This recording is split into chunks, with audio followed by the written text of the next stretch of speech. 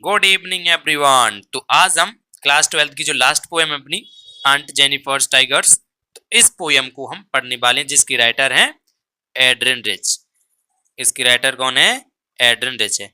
तो इस पोएम में जो पोएट एड्रिन रिच है ने कविता में, इस पोएम में औरतों की स्थिति को दिखाने के लिए लिखी है ये पोएम एंड अंट जेनिफर्स टाइगर।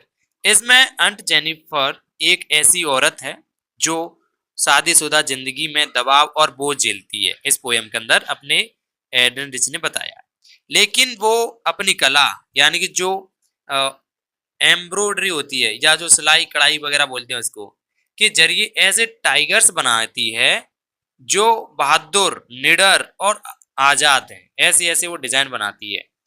ये ये एक तरह से कंट्रास्ट दिखाता है कि असल जिंदगी में वो डरी सहमी है, लेकिन उनके बनाए हुए टाइगर पूरी तरह आजाद हैं और ताकतवर हैं। ठीक है, इस पोएम में अपने ये एड्रिन रिच पोएट कहते हैं।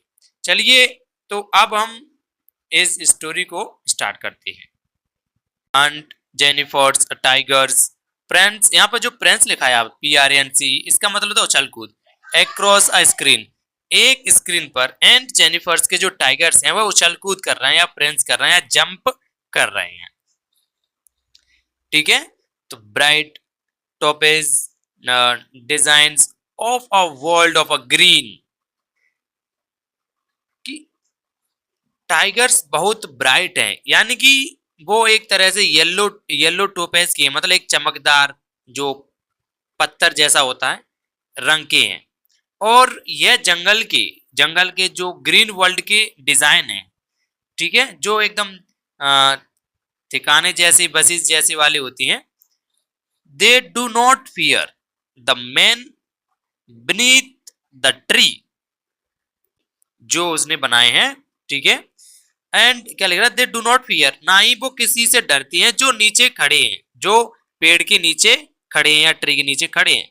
यही उनकी फियरलेस है या निडर है, नेचर को दिखाती है। The pace in sleek chivalric certainty, मतलब है कि यह कहा गया है कि जो टाइगर है, जो स्लीक एंड च्युरलिक है, जो च्युरलिक है यानी कि जो सर्टेनली, इसका मतलब हुआ स्लीक एंड च्युरलिक का यहाँ पे मतलब हुआ कि मजबूती और कॉन्फिडेंस के साथ घूमते हैं जो टाइगर्स हैं वो।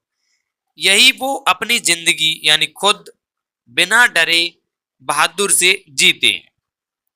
अंट Jennifer's fingers fluttering through her wool, क्या कह रहा है कि Aunt Jennifer's fingers floating through her wools, इसका मतलब हुआ कि अंट जेनिफर्स की जो फिंगर्स हैं जो बुल चलाते हुए भी डर से कांप रहे हैं।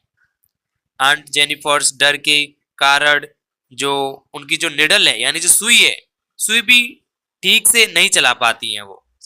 Find even the ivory needle hard to pull, इसका मतलब हुआ कि जो उनकी जो फिंगर है यानी जो हाथ है, हाथ से वो इवोरी कर रहे हैं, जो निडल भी पुल नहीं कर पा रहे हैं, उसको नहीं पुल नहीं कर पा रही, क्या परेशानी हो रही है उनको भी, क्योंकि उन पर शादी यानी कि मैरिज का बोझ है। मतलब शादी की लाइफ उनके लिए प्रेशर और बोझ है, इसका मतलब ये हुआ।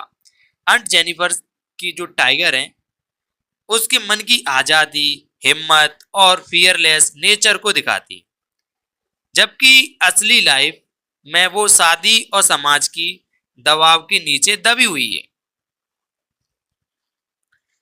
The massive weight of uncle band, तो इसका मतलब हुआ कि जो अंट जेनिफर एम्ब्रॉयडरी है, मतलब कि जो हाथों में डर महसूस करती हैं, उनकी जो फिंगर कांपती हैं और वो जो इवोरी निडल है यानी जो उनकी जो मुश्किल से खींच पाती हैं, इसका रीजन है कि उनके ऊपर शादी का बोझ, उनकी मैरिज रिंग उन्हें हमेशा यह याद दिलाती है कि वो अपनी हस्बैंड की डोमिनेंस में है। वो खुद को कभी फ्री महसूस नहीं करती, उनकी आजादी में हमेशा प्रेशर और क्या है, प्रेशर और बोलते हैं उसको रेस्ट्रिकेशन है। Sit heavily upon Aunt Jennifer's hand. Aunt Jennifer's की जिंदगी पूरी तरह बंधनों या फिर दबाव में है, जहां वो अपनी आजादी से कुछ नहीं कर सकती। उनकी आर्ट और उनकी जो उनकी कला है, एक तरह से उनकी जो फीलिंग है, आजादी है, हिम्मत, बिना डरे जीने की तमन्ना है, वो दिखाता है जो वो रियल लाइफ में नहीं जी पाती है।